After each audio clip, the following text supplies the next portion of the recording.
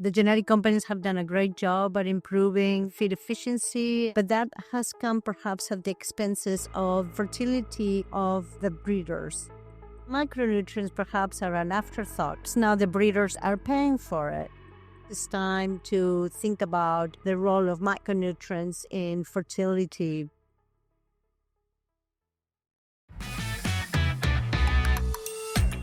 Welcome to Unplucked, the official podcast of the Poultry Science Association. This is a podcast where we strip away the fluff and get real about poultry science from bench to barn. I'm your host, Andy Vance, Executive Director of the Poultry Science Association. And this week's episode, we're conversing with one of our speakers from the annual PSA Meeting and North American Scientific Conference in Raleigh, North Carolina. It was a great meeting this year. So many wonderful symposia, one of which was the Dibner Memorial Symposia sponsored by Novus. Novus, of course, our sustaining sponsor at PSA, supporting so many of our programs and efforts around the world, both including at our annual meeting and North American Scientific Conference, our Latin American Scientific Conference in Brazil, our PSA Pacific Rim Scientific Conference in Macau, China, and a number of other efforts. Really grateful for Novus's support. Joining us to talk a little bit about hatchability and a perspective on nutrition and the role nutrition plays in hatchability in the U.S. is Mercedes Vazquez-Añon, Novus Senior Director of Strategic Initiatives and Accounts and Collaboration. Mercedes, over the years, according to reports, say the last decade maybe, broiler hatchability rates in the U.S. are down by 6 percentage points. That's not insignificant, right? While there are some financial losses, that would be bad enough, I think, for producers. We've also been dealing with the effects of the high-path avian influenza, other disease challenges. That's all been, shall we say, not great for flock health, damaging economic gains for farmers and producers throughout the industry. And that's some of what I want to talk about with you and the role that hatchability plays in that broader set of challenges to the producer. When we see that decline in broiler hatchability rates, I'm wondering if that's something that's specific to the U.S. or if we're seeing that in other parts of the world, and if you have any theories about the cause of this hatchability issue. Yes, this is very obvious here in the U.S., but also in other world areas such as Brazil and some Oceania, Australia. They're also seeing it. It's perhaps associated with the new genetic lines. The genetic companies have done a great job at improving the feed efficiency and growth rate of the broilers, but that has come perhaps at the expenses of the fertility of the breeders. They tend to not prioritize perhaps as much the reproductive tract. And so that comes the cost of production of fertility. Sure, there are management areas that could be improved in understanding the management of these new breeders to optimize intake and optimize hen and male behavior to improve fertility. But what we are actually questioning is with the new breeds, that a small intake, if perhaps the requirements for some of the nutrients should be maybe reconsidered, since these animals are really focusing on muscle growth. Some of the skeleton growth, skin and feathering, and perhaps reproductive tract is not as much as a priority for them. So then the question is perhaps there are some nutrients that could be supplied in a different way to stimulate the development of the skeleton, development of the immune system and reproductive tract. And this is where perhaps the micronutrients will play a role. So this is some of the areas that we've been thinking about. You know, you think about that idea of micronutrient nutrition as you're talking about, there are a lot of ways to approach this discussion. I'm thinking about the nutrient requirements of those reproductive tract, as you mentioned, a reproductive system more generally. I'm wondering, when you think about some of the components of the nutrition program, our energy intake, protein intake, the macronutrients, I'm sort of operating under the assumption that the breeder hens, shall we say, unique requirements are one we've really got to dial in as you're talking about these selection pressures that we've been focused on. What's your thought about how we approach that thoughtfully, this idea of micronutrient nutrition in this context? Micronutrients, because macronutrients, your energy and your protein, the nutritionists think about it every day. Sure. And that's what is going to determine growth rates, performance, and so forth. And micronutrients perhaps are an afterthought many times. Right. And perhaps now the breeders are paying for it because there hasn't been as much thought to it. But with these new genetic lines, perhaps it's time to think about the role of micronutrients in fertility, in the skeleton development of the hens to help them improve hatchability. Because it is known that trace mineral nutrition can improve hatchability. So that is well documented, mostly by improving fertility. And we see that also in other species, such as cows or sows, and it's a well-known effect. So perhaps it is time to think through maybe with these new genetic lines, what should be the requirements for those trace minerals.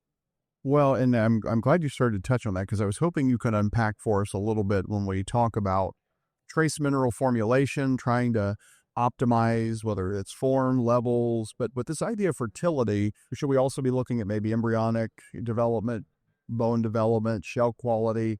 I've got to imagine these are all somewhat related issues when we think about micronutrients. Right.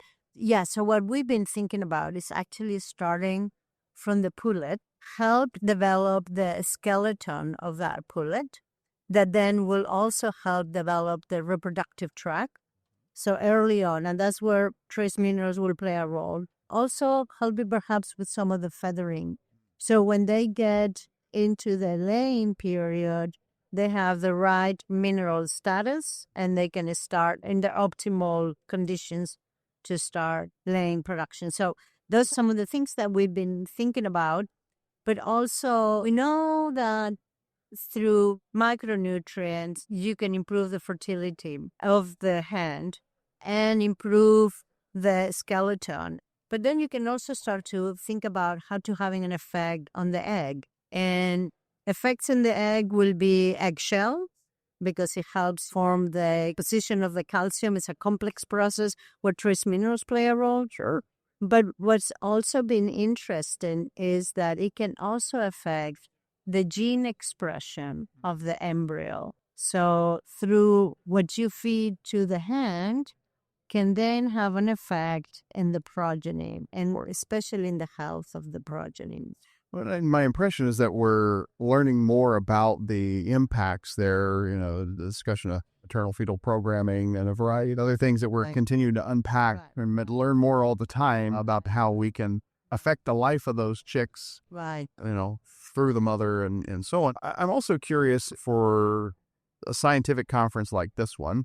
You were here presenting on this topic, sharing your findings. What do we know versus what do we need to learn yet? If you are making a pitch to, say, a young graduate student who was listening to your talk or your fellow professionals here and say, we really need to learn more about this.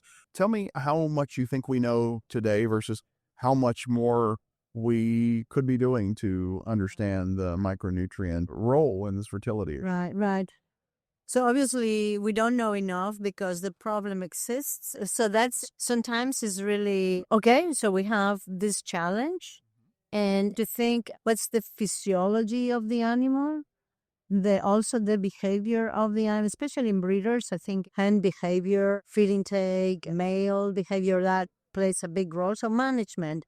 But I think we need to start thinking about that these are not the same animals that we study 5 years or 10 years ago.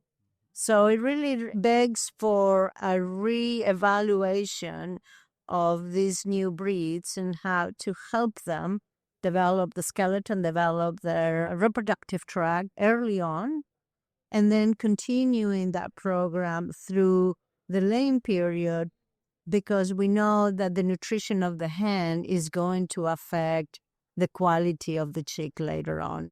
And in a market like this one, particularly here in the States, as we're dealing with the repercussions of high-path avian influenza and what that's done to the laying industry, but as we dial it back to these broiler breeders, there's certainly an impact across the entire poultry complex. That means every fertile egg counts, right? We're talking about dollars on the table here. Is there anything that we can do to improve hatchability, create a stronger egg, to help better support the growing chick as you've been describing? Right, and that's where the balance of the nutrients, and we know calcium and phosphorus play an important role. And some of the challenges with these hens is that they have a smaller and a smaller intake. And so we're talking about 30 little grams. And so then it becomes critical of what is the content of the nutrients in those little grams that they consume. And with minerals, one of the problems is that there's a lot of antagonisms among them. So feeding more of something creates problems to the rest of the minerals because they antagonize with each other. So one of the opportunities to improve perhaps calcium deposition, to improve eggshell, to improve fertility of the hen, the health status and the quality of that one-day-old chick will be to reevaluate our mineral nutrition and stop thinking about the more the merrier. No, is to be more precise and to use minerals that are more available, so you don't need to add as much, and that will reduce the antagonisms between minerals. So really to be more precise and intelligent. And I find our PSA President Martin Zudoff is a precision feeding guy, and I find, there's a lot more interest in that idea of being precise. I think, it's a broader part of the story of sustainability, of cost management. There's so many different dimensions to that. So I think what you're saying makes a lot of sense on multiple dimensions in addition to this topic of fertility and hatchability. And I'm thinking back to the Novus story of the company for a long, long time, even before I was at PSA and working at Feedstuffs. So I know that you've talked about the importance of maternal feeding, epigenetics, optimizing the performance of these offspring, which you've been describing really, really well so far through this lens of hatchability. So let's talk a little bit about your research as we kind of summarize this whole topic, what you've been working on and the company's been working on to support hatchability. Maybe kind of let's bring all this together to leave the listener with some actionable insights. Right. So like I said, we finding the earlier that you start with a meaningful trace mineral nutrition, and then we're talking about is zinc, copper, and manganese. So start early on in the pullet phase, where you allow for skeleton development and allow for reproductive tract development. And so when it gets to a laying period, that animal is ready to go. And so use technologies that allows you to be precise in the amount of the trace mineral that you use and the availability of that trace mineral to the animal. In our case, we have been using Mintrex. So that's in the pullet period. Then when you get into the laying period, is to start thinking about adapt the program to then maximize eggshell quality, fertility, and that will lead to improvements in the quality of the chick. Dr. Mercedes Vazquez-Añon, if the listeners want to reach out to you, they could do that through the contact page at novusint.com. But I want to thank you for a great explanation of a really important concept. And as we mentioned, given the economics here, paying attention to hatchability is something that producers simply can't afford.